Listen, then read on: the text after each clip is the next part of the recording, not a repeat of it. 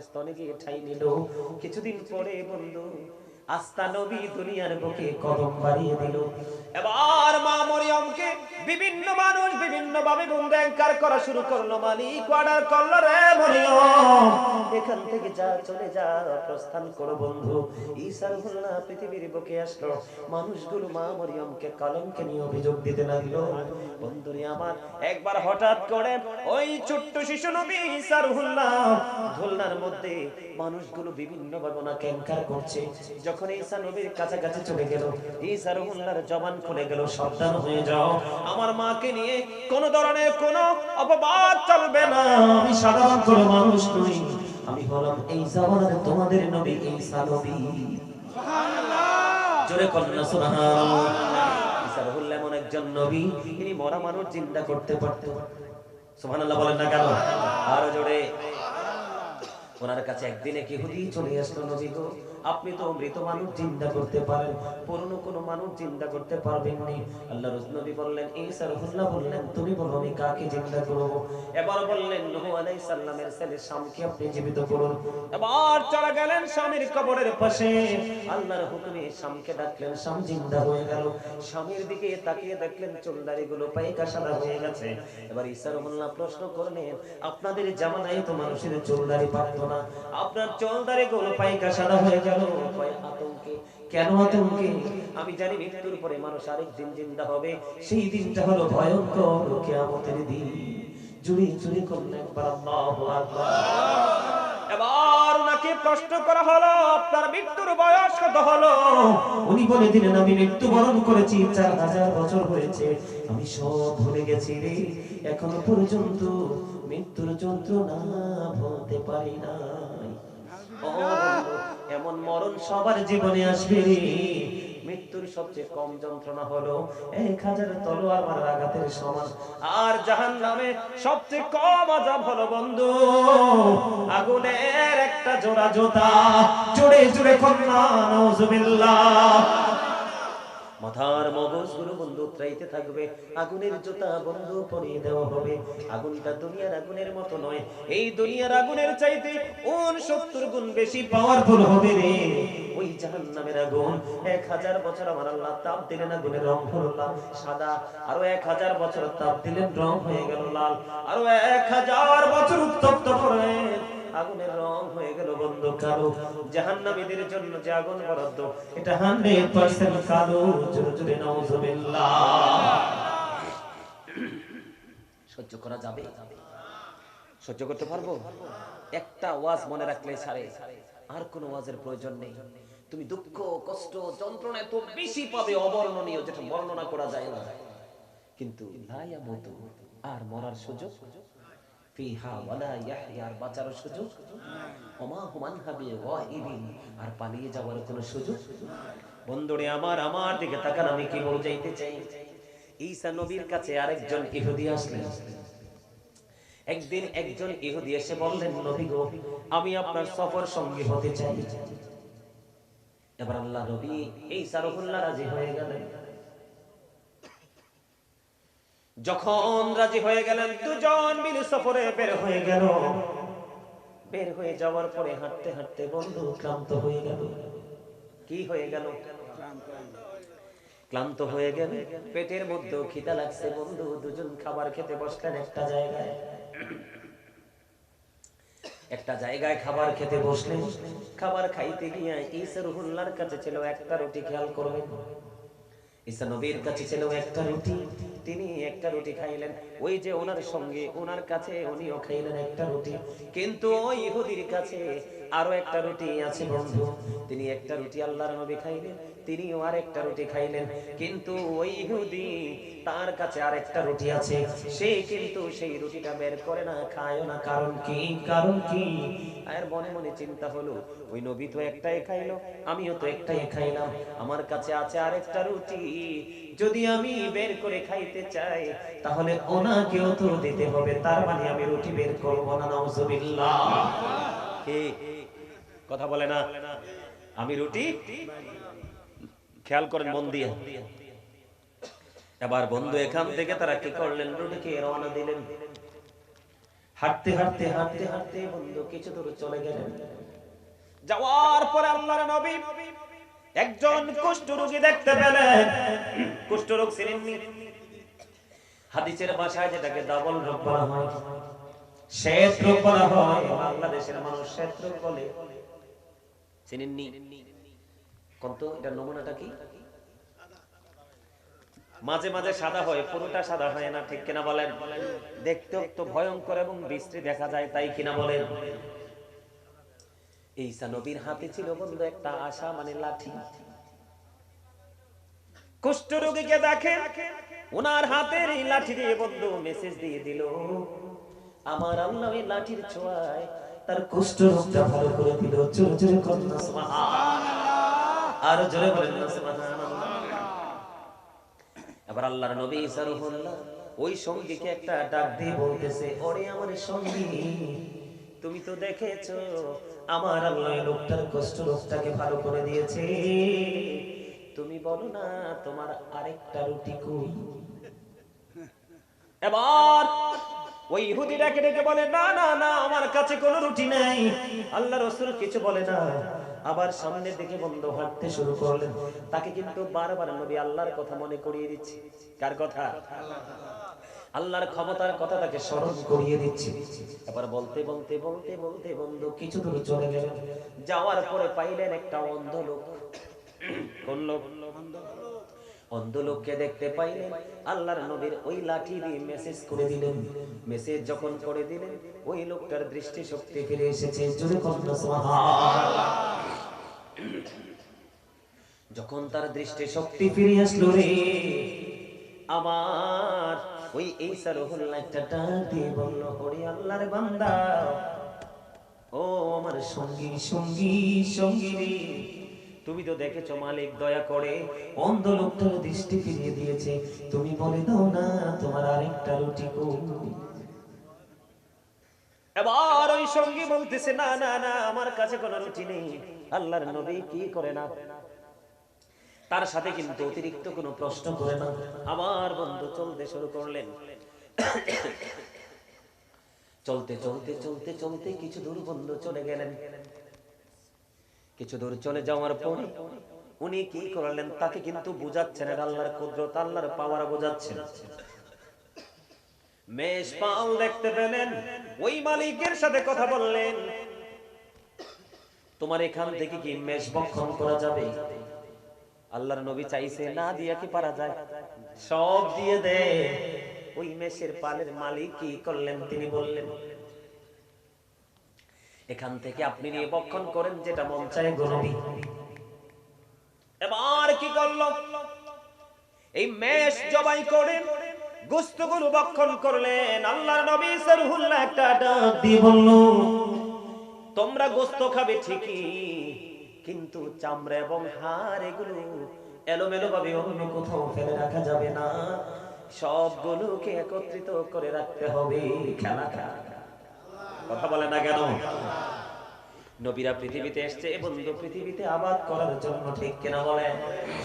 এবার ভক্ষণ করলেন, হাড়গুলো চামড়াটা একসাথে রাখা হলো। আল্লাহর নবীর হাতে যে লাঠি, ওই লাঠি বন্ধু দিয়ে কি করলেন? আঘাত করলেন, অথবা মেসেজ করলেন, টাচ করলেন। করতে দেরি রে, আল্লাহর কুদরতে আবার পরিপূর্ণ মেষ হয়ে গেল। সুবহানাল্লাহ, জোরে বলুন না সুবহানাল্লাহ। পরিপূর্ণ হয়ে এটা আবার বন্ধ পালে চলে গেল।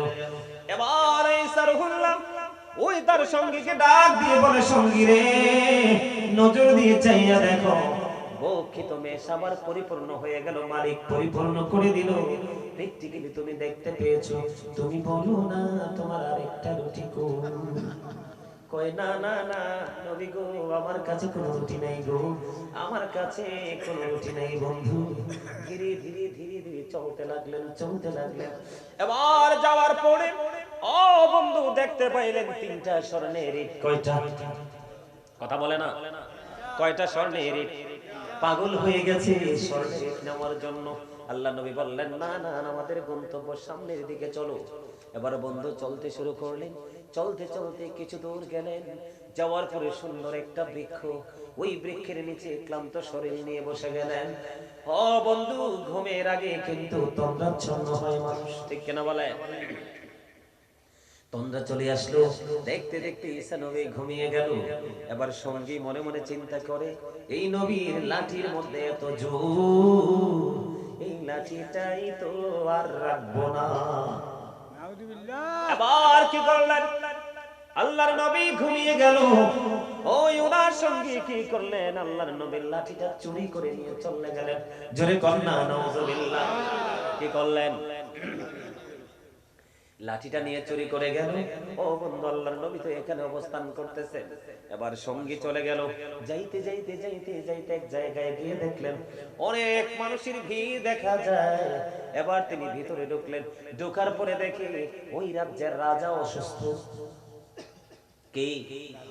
পৃথিবীর কোন ওষুধে কাজ হচ্ছে না, তাদের রাজা মৃত্যুবরণ করবে। এবার তিনি ওই ঈসা নবীর সঙ্গী। এবার তিনি গিয়ে বললেন, তোমাদের রাজার কি হয়েছে? কয়, আমাদের রাজা অসুস্থ, আর বোধহয় বাঁচবে না। কোন ঔষধে তার কোনো কাজ করতেছে না, কোন মেডিসিন তাকে কোনো কাজ করতেছে না। ভাই, আমি তোমাদের রাজাকে বাঁচিয়ে দিতে পারবো। তোমরা কথা দিতে হবে, আমার 5000 স্বর্ণ মুদ্রা লাগবে। কত হাজার? কত হাজার? 5000 স্বর্ণ মুদ্রা লাগবে। এখন প্রজারা তো পাগল হয়ে গেছে, আমরা যেই কোনো কিছুর বিনিময়ে আমাদের রাজাকে আমরা সুস্থ জীবিত দেখতে চাই। এবার দুজনের মধ্যে একটা বন্ধু কমিউনিকেশন হলো, তাদের মধ্যে একটা চুক্তি হয়ে গেল। এবার ওই ঈসা নবীর সঙ্গী তার হাতের লাঠিটা দিয়ে কি করলেন? ও বন্ধু, রাজার গায়ে টাচ করলেন। ঈসা নবী যেমনি টাচ করে, টাচ করতে দেরি রে, রাজা মৃত্যুবরণ করতে দেরি করে না। জোরে কন্যা আলহামদুলিল্লাহ। কি হইল? লাঠি কিন্তু একটাই। লাঠি কি? লাঠি কিন্তু একটাই। ও বন্ধু, কিন্তু হাত হইল দুইটা। এবার তো তৎকালীন সময় বন্ধু, রাজাগুলো তার প্রজাগুলো পাগল হয়ে গেছে। সঙ্গে সঙ্গে আল্লাহর নবী তার সঙ্গীকে কি করলো? কারাগারে বন্ধু নেওয়া হলো, কারাগারে নিয়ে যাওয়া হলো। কারাগারে নিয়ে যাওয়ার পরে এবার কি হলো বন্ধু? বিচার হলো, রায় হলো, তার ফাঁসি হবে, তাকে ফাঁসির মঞ্চে ঝুলানো হবে।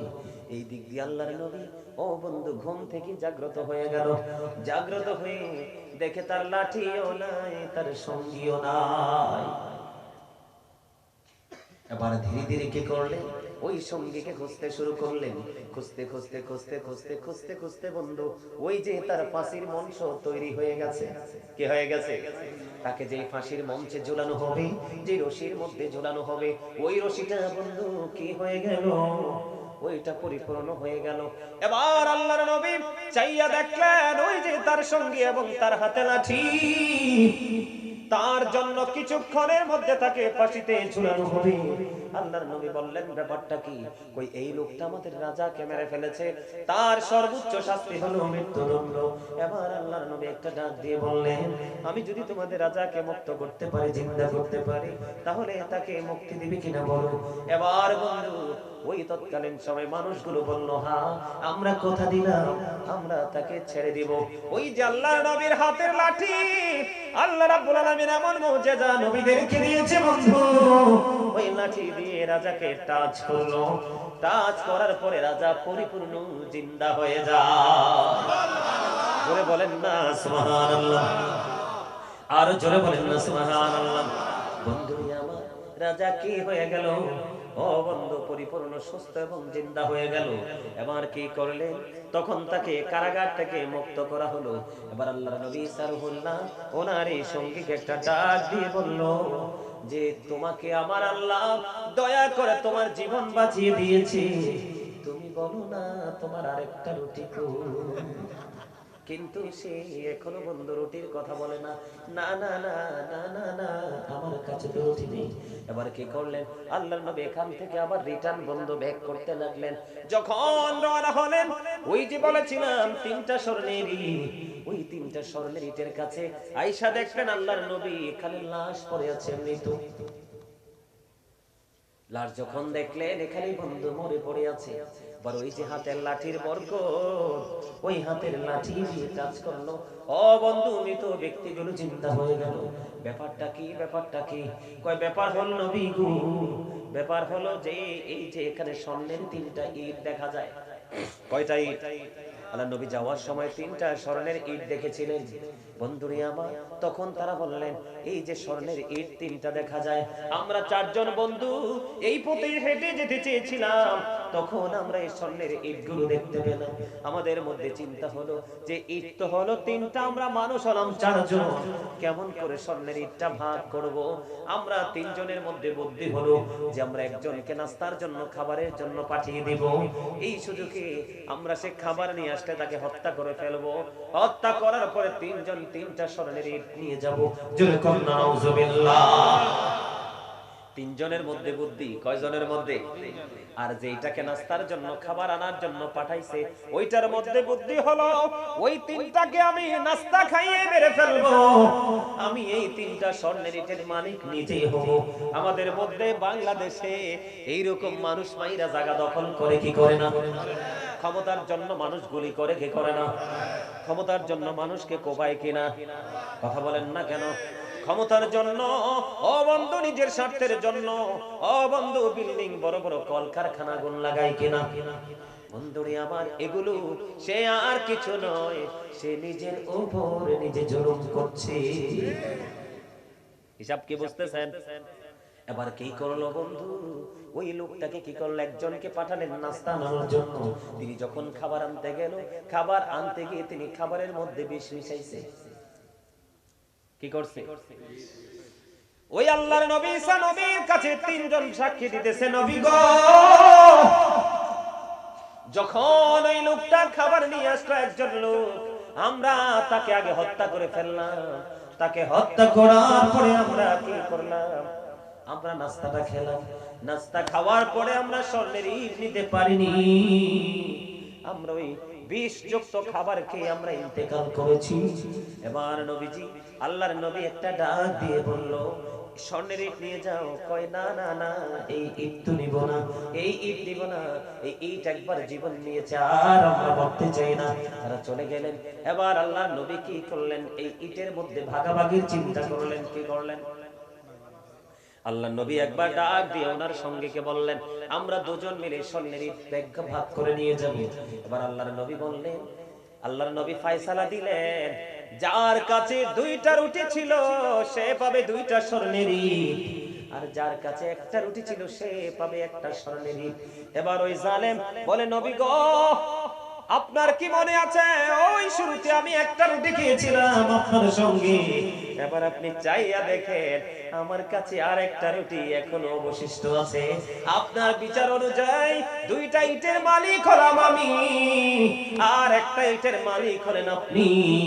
এবার আল্লাহর নবী ঈসা রুহুল্লাহ বলে, ও জালেম, জালেম রে, আমার কোন ইটের প্রয়োজন নেই, আমার কোন ইটের প্রয়োজন নেই, তুই সেই ইট নিয়ে যা।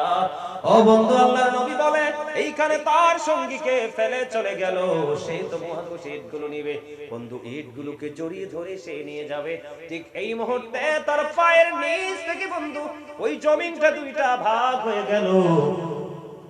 ইটগুলো সহ, ওই 3টা স্বর্ণের ইট সহ, ওই জালেমটা সঙ্গে সঙ্গে মাটি গ্রাস করে তাকে পৃথিবী থেকে বিদায় করে দিল।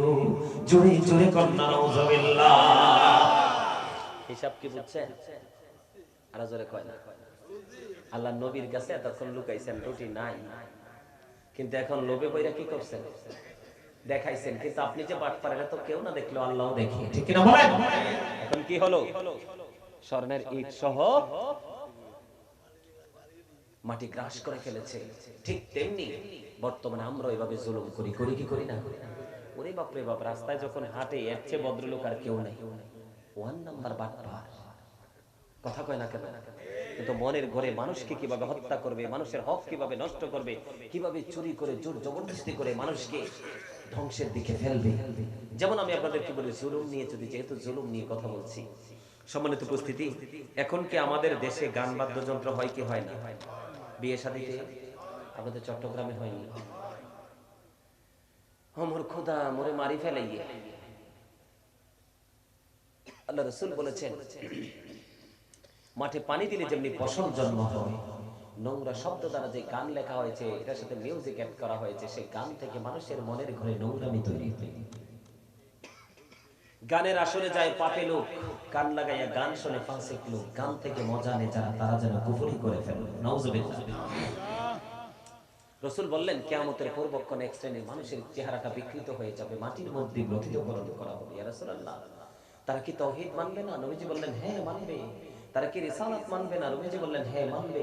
রাসূল বলেছেন ওয়াইয়াসুমুন ওয়াইয়াহুজ্জুন ওয়াইউসাল্লুন, তারা নামাজ পড়বে, তারা রোজা করবে, তারা হজ করবে, আল্লাহ মানবে, রাসূল মানবে, তারপরেও তাদের এই সাজাটা বহাল থাকবে। নবী গো কেন?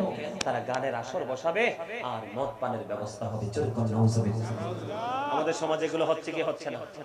আরো জোরে বলেন, হচ্ছে কি হচ্ছে না? তাহলে আমাদেরকে এগুলো থেকে বেঁচে থাকতে হবে কি হবে না? হবে। যদি আমরা এগুলো থেকে বেঁচে থাকতে চাই, তাহলে আমাদের আলেমদের সাথে সম্পর্কের কোনো বিকল্প নাই। কথা বলেন আরো জোরে। গানের আসর বসায় না, মদের আসর বসায় না, সবকিছু আমরা করি, করি কি করি না?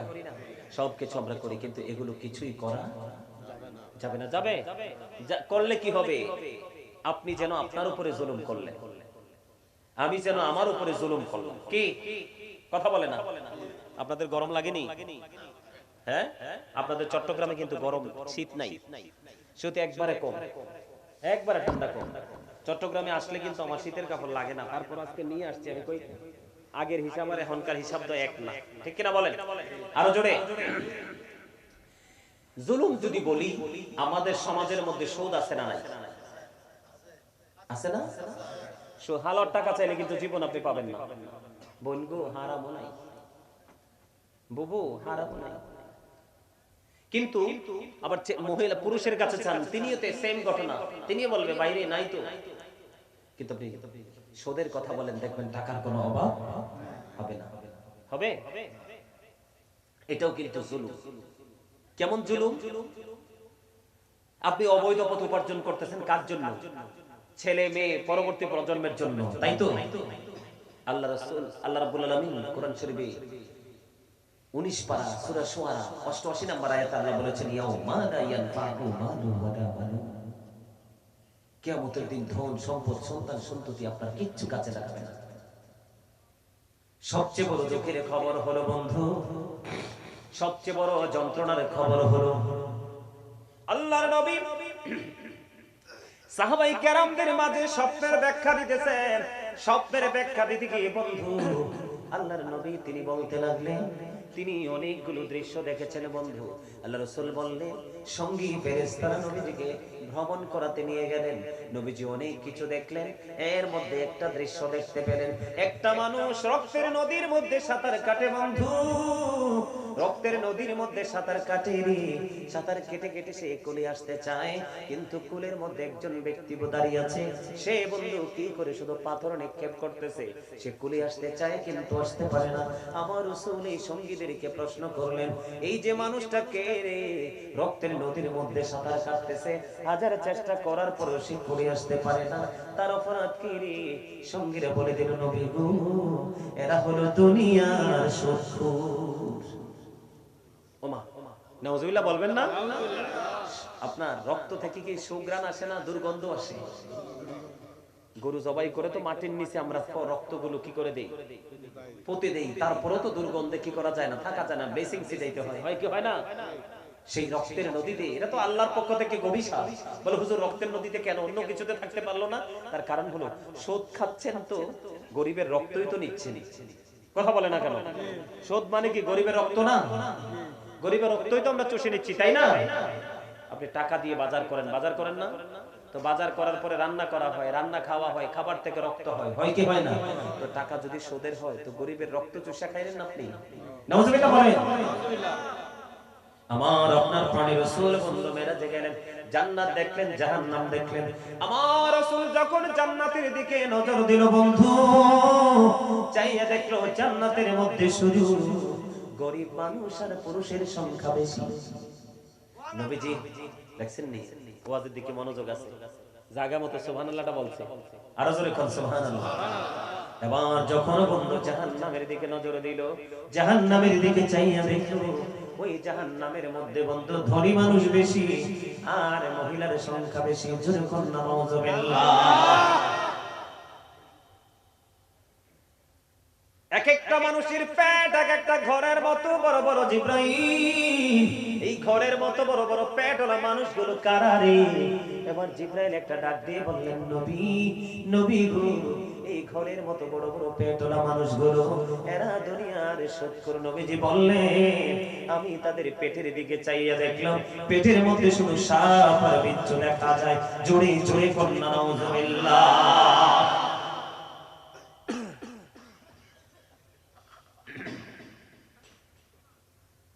এখন সুদের টাকা খাওয়া যাবে? রাখা যাওয়া যাবে? আপনি কিন্তু কামাই করে রাখা যাবেন কার জন্য? আপনার সন্তানের জন্য। এরা খাবে কিন্তু এরা সাজা ভোগ করবে না। সাজা ভোগ করতে হবে কাকে? যিনি উপার্জন করে রেখে গেছে তাকে। নাউজুবিল্লাহ বলেন। এমনি করে করে আমাদের মধ্যে জুলুমের কোনো শেষ নাই। আমাদের দেশে অনেক মানুষ আছে, আপনাদের এলাকা আছে কিনা জানি না, অনেক মানুষ গরিবের জায়গা দখল করে বাড়ি বানাইতে পছন্দ করে। দেখা যায় সেই নারী কখনো পোশাক পরিহিত নারী হতে পারে না, সেই নারী এবং পুরুষ উলঙ্গ। নাউজুবিল্লাহ। আরো জোরে।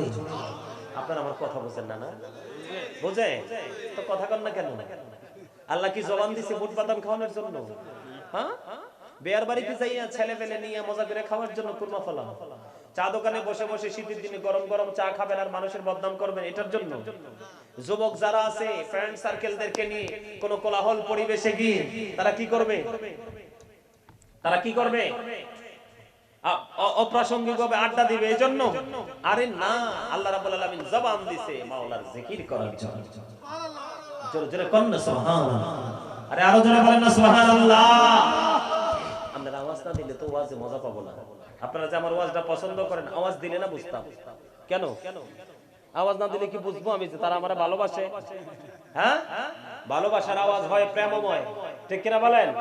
এটার মধ্যে কোনো গলত থাকে না, ঠিক না বেঠে? সবচেয়ে বড় কথা হলো নামাজ। আপনার নামাজটা এত মধুর একটা জিনিস, মজার একটা জিনিস, এটা একটা জিকির, শ্রেষ্ঠ জিকির। আপনার আমার প্রাণী রাসূল বন্ধু জানিয়ে দিলেন, শীতের দিনে রাসূল বের হয়ে গেলেন। বের হয়ে যাওয়ার পরে এবার রাসূল দেখতে পাইলেন গাছের পাতাগুলো বন্ধ ঝরে ঝরে পড়ছে।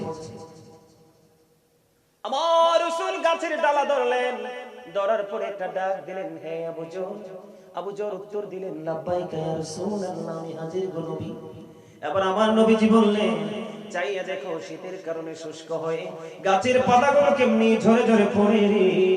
শীতের কারণে শুষ্ক হয়ে গাছের পাতাগুলো যেমনি ঝরে ঝরে পড়ে, ঠিক তেমনি ভাবে আল্লাহর বান্দাগুলো যখন সত্যিকারের প্রেম নিয়ে তাকওয়া নিয়ে নামাজ নামক জিকিরের মাধ্যমে আল্লাহর কুদরতি কদমে সিজদাটা দিয়ে দিবে রে, ওই শীতের দিনের গাছের পাতার মতো তার আমল নামা থেকে গুনাহগুলো ঝরে পরিষ্কার হয়ে যাবে। মজা লাগে না? নামাজ শেষ করে দিলাম, আবার হজে যাব। আমাদের দেশের হাজীদের দুইটা সমস্যা, একটা হইলো বুড়া হইয়া হজে যায়, কারণ পাপ টাপ সারা জীবন করে ইচ্ছা মতো বুড়া হইয়া তওবা করে, কিন্তু যাইয়া তো হজের সব কাজ করতে পারে না। আরেকটা হলো ম্যাক্সিমাম লোক বাংলাদেশে সুদের টাকা দিয়ে হজে যায়। কথা কয় না? আমি মনে হয় আরেক দেশ থেকে আইছি। কোন দেশে? বাংলাদেশের না? ওই টাকা দিয়ে এইবারই ওইবারই থেকে সুদ খায় না, সুদের অনেকগুলো প্রক্রিয়া আছে ঘুরে ফিরে, কিন্তু যেই টাকা বাচ্চা দেয় ওই টাকাই সুদ।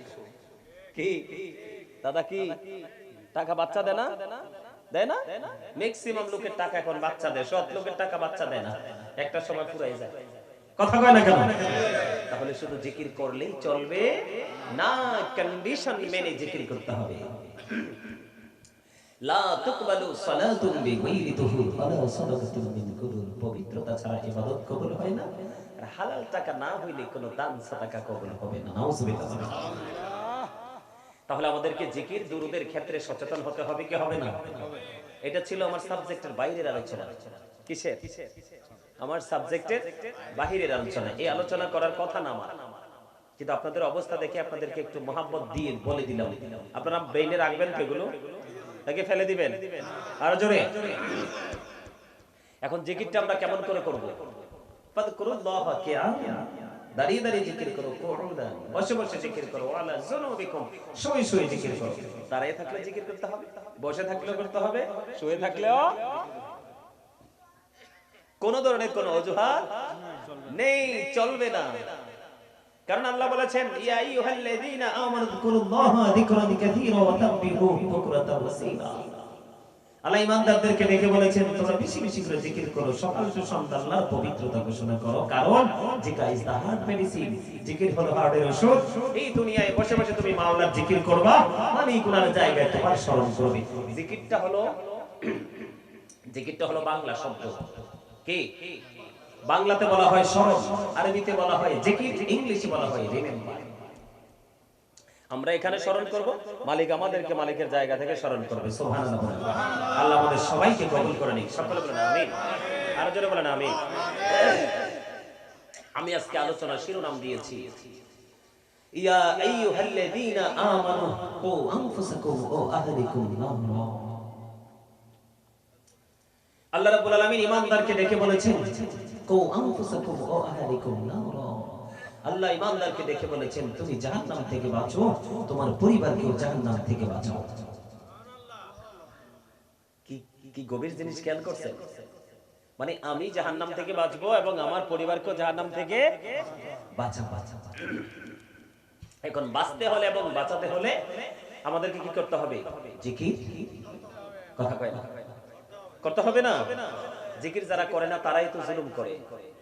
বলে হুজুর কেন? আজকে যারা এই মাহফিলে আসেনি তারাও কিন্তু তাদের উপরে জুলুম করতেছে। কেমনে?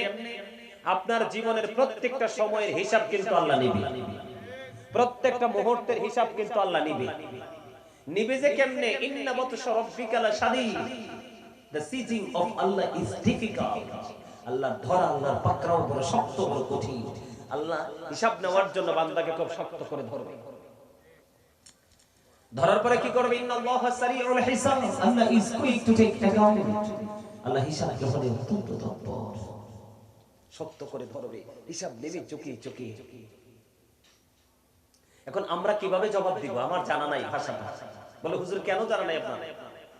কারণ সূরা ইউনূসের 44 নম্বর আয়াতে আল্লাহ বলেছেন, ইন্নাল্লাহা লা ইয়াজলিমুন নাসা শাইয়্যান ওয়ালাকিন্নান নাসা আনফুসাহুম ইয়াজলিমুন। আল্লাহ বলেছেন, আল্লাহ আল্লাহর বান্দার উপর অত্যাচার করে না, বান্দার উপর জুলুম করে না, বান্দা নিজেই নিজের উপর জুলুম করে। ওমা নাউজুবিল্লাহ বলে না দি। মানে আমরা আমাদের উপর আল্লাহ জুলুম করে না, আমরা নিজেরাই নিজেদের উপর জুলুম। এখন যারা জালেম তাদের সম্পর্কে আল্লাহ কি বলেছেন? আল্লাহু লা ইউহিব্বুজ জালিমিন। যারা অত্যাচার করে আল্লাহ তাদেরকে পছন্দ করে না, ভালোবাসে না। নাউজুবিল্লাহ বলেন না? আরে আরো জোরে। এরপর আল্লাহ বলেছেন, ওমালি যালিমিনা মিন আনসার। জালেমরা যখন বিপদে পড়ে যায়, অত্যাচারীরা যখন বিপদে পড়ে, আল্লাহ তাদের জন্য কোনো সাহায্যকারীও রাখে না। আরো জোরে কম না? নাউজুবিল্লাহ। কত ভয়ঙ্কর খবর খেয়াল করছেন? কি ধরবে খুব শক্তভাবে, হিসাব নিবে চুকিয়ে চুকিয়ে। আল্লাহ কারোর উপর জুলুম করে না, বান্দা নিজে নিজের উপর জুলুম করে। ওয়াল্লাহু লা ইউহিব্বুজ জালিমিন। জালেমদেরকে আল্লাহ পছন্দ করে না। ওমালি যালিমিনা মিন আনসার। জালেম যখন বিপদে পড়ে আল্লাহ তাদের জন্য কোনো সাহায্যকারী রাখে না। জোরে জোরে বলে নাউজুবিল্লাহ। আর কত ভয়ঙ্কর খবর আল্লাহ বলেছেন, লা ইয়ামুতু, people will not die this day. সেদিন মানুষ আর মরতে পারবে না, কারণ তারা যন্ত্রণায় পড়ে বাঁচতে চাইবে। কি করতে চাইবে? এই দুনিয়াতে মানুষ মরতে চায় না, যখন দেখে আর ভাল লাগে না, আল্লাহ নিয়ে যাও বলে না, কিন্তু ওপারে আর মরার সুযোগ নেই। লা ইয়ামুতু, people will not die this day. সেদিন মানুষ মরতে পারবে না। আল্লাহ যদি না নাও তাহলে আমরা সুস্থ করে দাও, বাঁচিয়ে দাও। আল্লাহ বলেছেন ওপারে এটা চলবে না। ফিহা ওয়ালা ইয়াহইয়া, people will not be able to live that day. সেদিন মানুষ বাঁচতেও পারবে না। আল্লাহ রাব্বুল আলামিন বলে দিয়েছেন, ওমা হুম আনহাবিল গায়িবিন, people will not be able to escape that day. সেদিন মানুষ সেখান থেকে আর পালাতেও পারবে না। বাঁচারও সুযোগ নাই, মরারও সুযোগ নাই, পালিয়ে যাওয়ারও কোনো সুযোগ নেই, ঠিক কিনা বলেন? তাহলে আমাদের এই জুলুম থেকে বেঁচে থাকার দরকার আছে না নাই? আরো জোরে বলেন না। এখন জুলুম আমরা কেমনে করি এটা একটু জানার দরকার আছে, আছে না নাই? আমরা তো বুঝি না কেমনে জুলুম করি, ঠিক না? কারণ আমরা কিভাবে জুলুম করি এটা আমি বিভিন্ন দিক থেকে আপনাদেরকে একটু এক্সাম্পল দেওয়ার চেষ্টা করব, আপনারা মন দিয়ে শুনবেন। তার আগে একটু দরুদ পড়ে নেন, ইয়া রাসূলুল্লাহ ইয়া হাবিবাল্লাহ ইয়া রাসূলুল্লাহ ইয়া হাবিবাল্লাহ ইয়া রহমতে নিদান কানে আসিয়া নবী গো আমার শিওরে দেখিব আপনাকে আপন জুড়ি, ইয়া রাসূলুল্লাহ ইয়া হাবিবাল্লাহ ইয়া রাসূলুল্লাহ ইয়া হাবিবাল্লাহ। শুনেছি হাদিসে দেখিলে আপনাকে জীবনের গোনা ঝরিয়া পড়ে, দিও গো দেখা দয়া করে, ইয়া রাসূলুল্লাহ ইয়া হাবিবাল্লাহ ইয়া রাসূলুল্লাহ ইয়া হাবিবাল্লাহ ইয়া রাসূলুল্লাহ ইয়া হাবিবাল্লাহ। মুনকার নাকির আসিয়া সওয়াল করবেন বসাইয়া, নিবেন পর্দা দয়াল নবী উঠাইয়া, সালাম জানাব কদম সুইয়া, ইয়া রাসূলুল্লাহ ইয়া হাবিবাল্লাহ ইয়া রাসূলুল্লাহ ইয়া হাবিবাল্লাহ। গোসল করাইয়া কাফন পড়াইয়া, যখনই রাখিবে কবরে শুয়াইয়া, লইও গো কোলে গোলাম বলিয়া, ইয়া রাসূলুল্লাহ ইয়া হাবিবাল্লাহ ইয়া রাসূলুল্লাহ ইয়া হাবিবাল্লাহ। আসসালাতু ওয়াসসালামু আলাইকা ইয়া রাসূলুল্লাহ। জোরে জোরে বলেন আলহামদুলিল্লাহ, আরো জোরে আলহামদুলিল্লাহ। বন্ধুরে আমার, আমি আপনাদেরকে একটা জগৎ থেকে ঘুরিয়ে আনবো।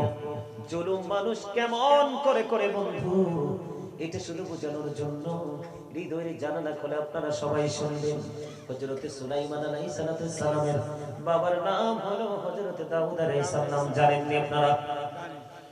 বন্ধু, হযরতে দাউদ আলাইহিস সালামের জামানায় আল্লাহ রাব্বুল আলামিন হযরতে দাউদ আলাইহিস সালামকে এমন একটা নিয়ামত দিয়েছিলেন, এমন একটা জিঞ্জির দিয়েছিলেন, ওই জিঞ্জিরটা আল্লাহর কুদরতে পাবে ও বন্ধু ঝুলিয়ে দেওয়া হয়েছিল। কোন বিপদ আসার আগে এখান থেকে সংকেত আসতো। সুবহানাল্লাহ, সুবহানাল্লাহ বলেন না কেন?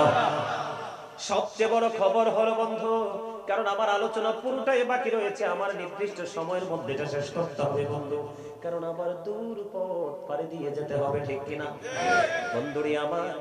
একটা কুদরতি জিঞ্জির, এমন একটা জিঞ্জির ছিল, ওই জিঞ্জিরটা এমন সবচেয়ে বড় শক্তি হলো এটা হযরতে দাউদ আলাইহিস সালামের জীবনে। ওই সময় ওনার জামানায় মানুষ যখন কোনো বিচার আচারে কোনো ফয়সালা কেউ মানতো না, সঠিক বিচার যখন কেউ মানতো না, তখন বন্ধু ওই কুদরতি জিঞ্জিরের কাছে নিয়ে যাওয়া হতো। যারা সত্যবাদী তারা যদি হাত পাতত, এই জিঞ্জিরে সে ধরা দিত, স্পর্শ করতে পারত। যারা এই কুদরতি জিঞ্জিরকে ধরতে পারত তারাই সত্যবাদী বলে বিবেচিত হতো, আর যে স্পর্শ করতে পারত না সে বন্ধু মিথ্যাবাদী হয়ে বিবেচিত হতো। জোরে জোরে কন্যা একবার আল্লাহু আকবার। বন্ধুরে আমার, এই রহস্যময় জিঞ্জির আমরা কেমন করে আমরা নিজের উপর নিজে জুলুম করি বোঝার জন্য বন্ধু বলছি। এখান থেকে ছোট্ট একটা এক্সাম্পল আমি আপনাদেরকে দেই। একদিন ওই জামানায় একজন আর একজনের কাছে হীরা মণি মুক্তা মানিক্য এগুলো মজুদ রাখলেন। আমরা আমানত রাখি না? আমানত তো বোঝেন, যেমন ধরেন কিছু টাকা আপনার কাছে থাকলে নষ্ট হয়ে যাবে, স্পয়েল হয়ে যাবে, এটা আপনি কি করলেন, আপনার কোনো বিশ্বস্ত মানুষের কাছে রেখে দিলেন। তৎকালীন সময়ে গুরুত্বপূর্ণ এই মূল্যবান ধাতুগুলো তিনি একজনের কাছে বন্ধ রেখে দিলেন। রাখার পরে আবার দিন চলে গেল, রাত চলে গেল, সময় বন্ধ পার হতে লাগলো। পার হতে হতে হতে হতে বন্ধু এমন একটা সময় আসলো, ওই সময় যার মাল হীরা মণি মানিক করে গেছিল, উনি গিয়েছিলেন যার কাছে আমানত রেখেছেন তার কাছে যাইয়া বললেন, আমি যে তোমার কাছে আমানত গুলো রেখেছি, তুমি আমার আমানত গুলো ফেরত দিয়ে দাও। এবার যিনি আমানত রেখেছেন তিনি বললেন, না না না, আমি তো তোমার কাছে, আমি তো তোমার মাল অনেক আগে ফেরত দিয়ে দিয়েছি, তুমি তো আমার কাছে কোনো মাল পাবে না। জোরে জোরে কন্যা নাউজুবিল্লাহ। অনেক চেষ্টা করলেন, পাওনাদার আমার মালগুলো তুমি দিয়ে দাও, তোমার কাছে রেখেছি, তুমি আমার মালগুলো কখনোই ফেরত দেওনি। ও বন্ধু, কেমন করে মানুষ জুলুম করে, এই জুলুমের মাধ্যমে কেমন করে মানুষ আল্লাহর রহমত থেকে বঞ্চিত হয়ে যায়। আলোচনা শুনলে আপনারা বুঝতে পারবেন তার কারণ হলো, এখন বর্তমানে আমাদের বাংলাদেশের মানুষগুলো যদিও বন্ধু মুসলমান, আপনি নজর দিয়ে চাইয়া দেখেন মানুষ সর্বস্তরের রহমত থেকে বঞ্চিত। ভুল বললাম? কথা বলেন না কেন? বন্ধু হায়াতের যে সুস্থতা থাকার কথা সেটা নাই। এমন এক অভিশপ্ত রোগ মানুষের জীবনে নেমে এসেছে, ডায়াবেটিস, পেটের খিদায় সে পাগল হয়ে যায়, খাবারগুলো সামনে থাকে খেতে পারে না। ঠিক কিনা বলেন? দুনিয়াতে মানুষ এসেছে একবারের জন্য, অল্প দিনের মধ্যে মানুষগুলো বিদায় হয়ে যায়, আছে না নাই? সব দিকে মানুষ গজবের দিকে ধাবিত হলো শুধুমাত্র নিজের জুলুমের কারণে। ও বন্ধু, তখন অনেক দুজনের মধ্যে অনেক আলাপ আলোচনা হলো, অনেক কথা কাটাকাটি হলো, কিন্তু যার কাছে মালগুলো রাখা আছে তিনি মাল দেবে না। তিনি বলতেছে, তোমার মাল আমি তোমাকে ফেরত দিয়ে দিয়েছি, দিব না। এখন তুমি আমার কাছে কেন এসেছো? এবার তাকে বলা হলো, ওই যে দাউদ আলাইহিস সালামের কাছে ওই যে জিঞ্জির, আল্লাহ কুদরতি জিঞ্জির পাঠিয়ে দিল, ওখানে গেলে কারো কোনো সাক্ষীর প্রয়োজন হয় না, ওখানে গেলে তো ফয়সালা হয়ে যাবে, তুমি চলো চলো ওই জিঞ্জিরের কাছে চলো। এবার তিনি বললেন, না না না, আমি কোনোদিন মিথ্যা কথা বলিনি, আমার জীবনে আমি কোনোদিন মিথ্যে কথা বলিনি, আমি কোনোদিন মিথ্যা বলিনি, আমি কেন এই কুদরতি জিঞ্জিরের কাছে যাব? জিঞ্জিরের কাছে যাওয়ার কোনো প্রয়োজন নেই।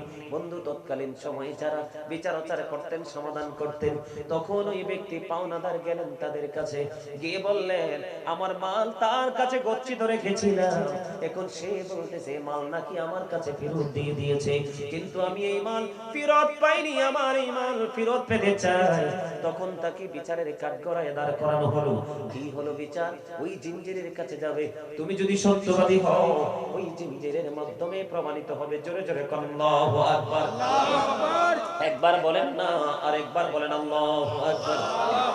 বন্ধুরে আমার, যখন বলা হলো ওই জিঞ্জিরের কাছে যেতে হবে, এবার ওই ব্যক্তিটা গেলেন যার কাছে মাল।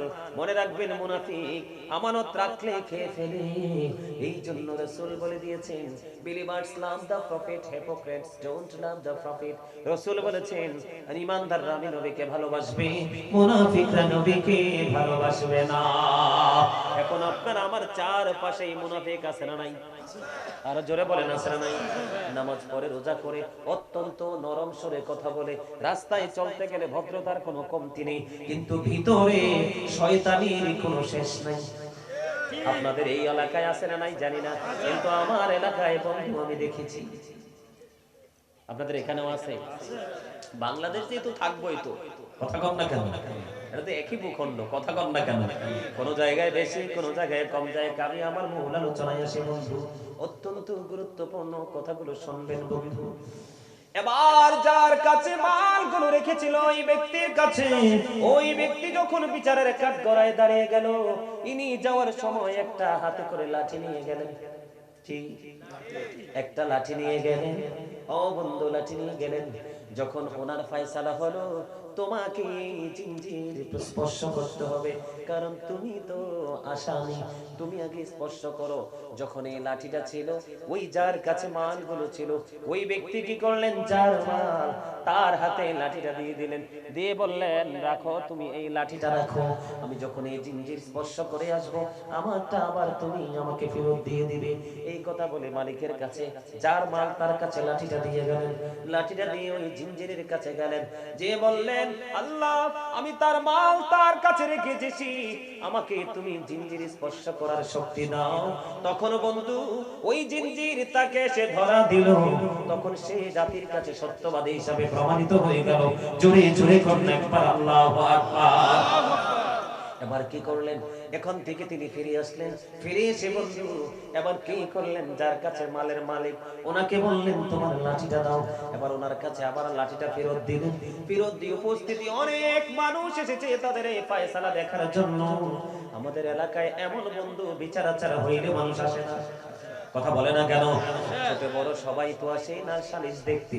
তখন ওনার কাছ থেকে লাঠিটা আবার যার কাছে মাল রেখেছিলেন তাকে দিয়ে দিলেন, দিয়ে যখন যার মাল তিনি গেলেন, মালিক পৃথিবীর কেউ না জানলেও তুমি তো জানো আমার এই মূল্যবান সম্পদ আমি এখনো পাইনি, আমাকে জিঞ্জির স্পর্শ করার তৌফিক তুমি দাও, কারণ এই জিঞ্জির এসে ধরা দিতে হবে, মানুষ গিয়ে লাভ দিয়ে ধরতে পারবে না।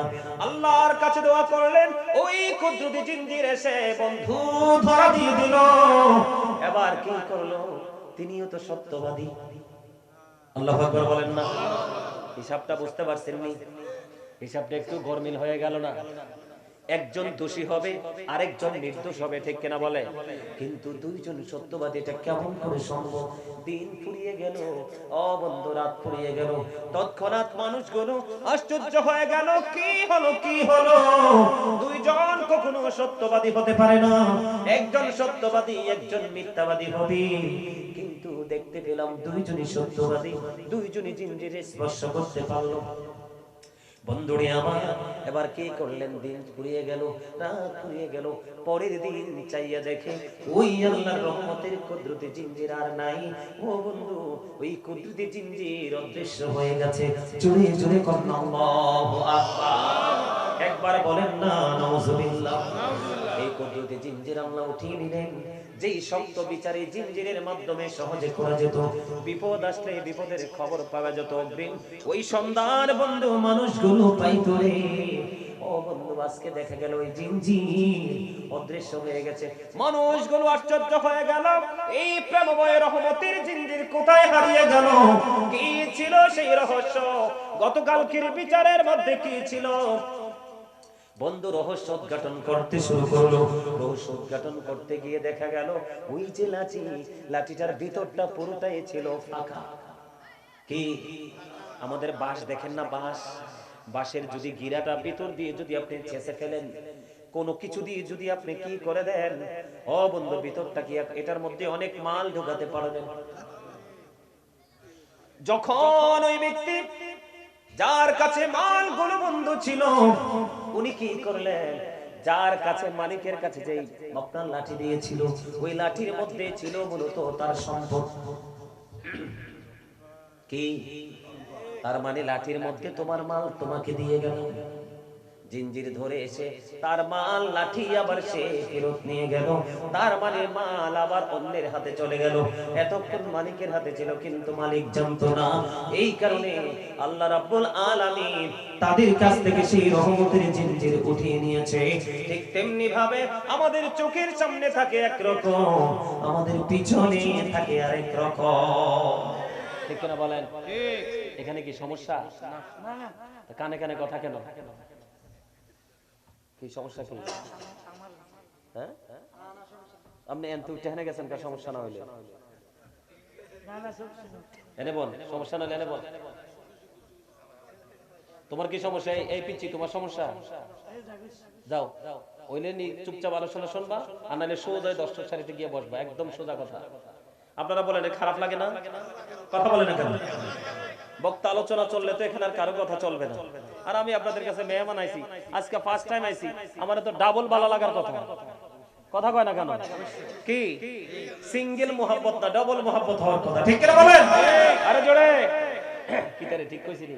ঠিক আছে, এটা ঠিক আছে, এটা দাঁড়াই দিছে, এটা ঠিক আছে। রোমে পুরুষ বাইরেই করছে আর কয়েকটা মিলে, মারহাবা বলেন। তাহলে কি হলো? ধোঁকা দিয়ে দিল বন্ধু, ঠিক কিনা বলেন? দুনিয়ার কেউ না দেখলেও আল্লাহ তো দেখেছে কেমন বাটপারি তুমি করেছো। মূলত এই রহমত থেকে বঞ্চিত হলো কি? তুমি তো বন্ধু কাউকে ঠকাও নাই, তুমি নিজেকে নিজে ঠকিয়েছ। কথা বলে না কেন? যেমন আমি আপনাদেরকে বলে দিই, আমাদের সমাজের জুলুমের মধ্যে অনেক জুলুম আছে। এর মধ্যে একটা জুলুম, যেমন ধরেন আমরা দুইজন দাদা নাতি বাড়ি নিয়ে ঝগড়া আছে। এদিক তাকান, আমার দিকে তাকান সবাই। আমরা দুজন কি এই সীমানা নিয়ে আমাদের দুজনের মধ্যে ঝগড়া। কথা বলেন না কেন? আমাদের মধ্যে মারামারি হয়ে গেল, আপনারা তো সাক্ষী, ঠিক কিনা বলেন? এখন বিচারক যখন দুজনকে দাঁড় করাবে, সাক্ষীর উপর নির্ভর করে রায় দিবে। আমি কিন্তু বলতেছি আপনাদেরকে আপনাদের বোঝার মতো করে ভাষাটা, কিন্তু মূলত কথা হলো হাদিস শরীফের কথা। আমার রাসূল বললেন, বিচারক জানে না, বিচারক সত্যিটা জানে না, বিচারক সত্যিটা বোঝে না। বিচারক বিচার করবে সাক্ষীর উপর নির্ভর করে। আমার রাসূল বললেন, ওই বিচারকের প্রিয় মানুষ আজকে আসামি হয়ে যাচ্ছে। বন্ধু, সাক্ষীদের প্রিয় মানুষ আজকে আসামি হয়ে যাচ্ছে, আজকে পানিশমেন্ট নিতে হবে। এই জন্য সাক্ষীরা মনে মনে চিন্তা করলো, না না না, আমরা সত্য সাক্ষ্য দিব না, আমরা মিথ্যা সাক্ষী দিয়ে আজকে কি করব? আমাদের বন্ধুকে বাঁচিয়ে দেব। আমার রাসূল বললেন, বিচারক সাক্ষীর উপর নির্ভর করে বিচার করলো, কিন্তু তোমরা যে সাক্ষী দিয়েছো সাক্ষীটা ভুল দিয়েছো। রায়টা যদিও ওই ব্যক্তির পক্ষে চলে গেল, কিন্তু মূলত বিচারক তো রায় তাকে দেয়নি, তাকে যেন জাহান্নাম বরাদ্দ করে দিয়েছে। জোরে জোরে কন্যা নাউজুবিল্লাহ। এই জুলুম চলে কি চলে না? আমাদের দেশে দেখুন একটা ডিজিটাল সিস্টেম শুরু হয়েছে জুলুমের। বিচার তো হবে দুই পক্ষের কথা শুনে, ঠিক না? কিন্তু এখন রায় ঘরে বসেই ঠিক করে হয়। দাদা ঠিক না? দাদা কিটা দেয়ছে দেখছেন নি? দাদা আঙ্গুল দিয়ে দিয়েছে, এটা কিটা? আরে এটা কিটা? এটা টাকা। কি এটা দিলে বিচার পা রায় এখানে হয়ে যায়। দাদা খুব মজা করে দেয়ছে, ও শিখলো। মারহাবা কর, আরো জোরে একবার কন্যা নাউজুবিল্লাহ, আরো জোরে। আরেকটা মজার খবর শোনাই বন্ধু, কিভাবে মানুষ জুলুম করে, কিভাবে নিজের উপর নিজে গজব ডেকে আনে, কেমন করে মানুষগুলো ধ্বংস হয়ে যায়। আমার নবীর আগে পৃথিবীর বুকে বিচরণ করেছিলেন বন্ধু ঈসা রুহুল নাম। ও বন্ধু, যিনি বাবা ছাড়া পৃথিবীতে আসলো, জিবরাইল এসে মা মরিয়মের দিকে তাকায়া ফু দিল।